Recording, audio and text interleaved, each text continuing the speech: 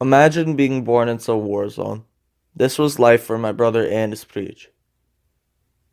Enis was born October 31st, 1991, in the small village of Volice. He grew up there among his cousins, aunts, uncles, grandparents, and parents. He was constantly surrounded by his family. However, his father was off to war.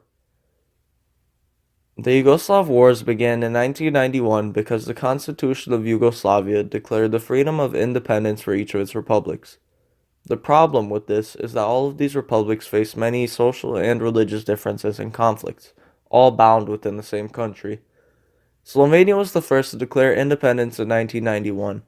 This triggered the Yugoslav Wars, a period of great war and genocide all throughout Yugoslavia, with most of the country fighting for independence and land until it slowly began to balkanize. This period of great loss and fear was tragically when Anis's father died in the war. Anis recalls, Man, we lived in constant fear. I can show you bullet holes where my crib used to be. I can tell you about house fires. everyone in his family, including himself, was looking to escape the terror, fear, and bad memories. Fortunately, an immigration agency named Interchurch was able to provide Anis, our mother, his aunt, and his cousin with plane tickets to Chicago. But as much as they were escaping this terrible life, they were chasing a new one full of peace, opportunity, and safety. Then in 1999, Anis, our mother, his aunt, and his cousin left the Republic of Bosnia and Herzegovina and took 2 airplane tickets until they finally arrived at Chicago, Illinois.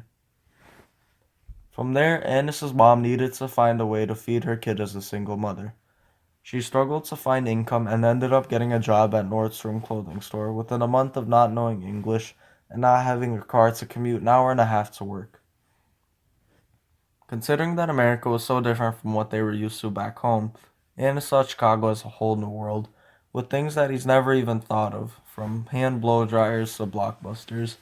Chicago was fascinating to him, though it was different from what he was used to back home.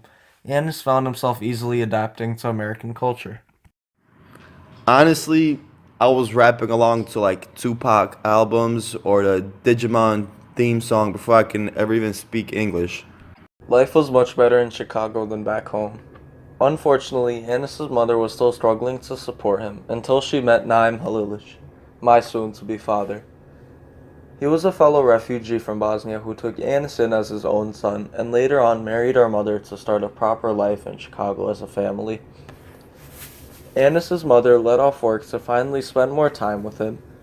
Now they prefer life here and can afford to go home and visit family whenever they want.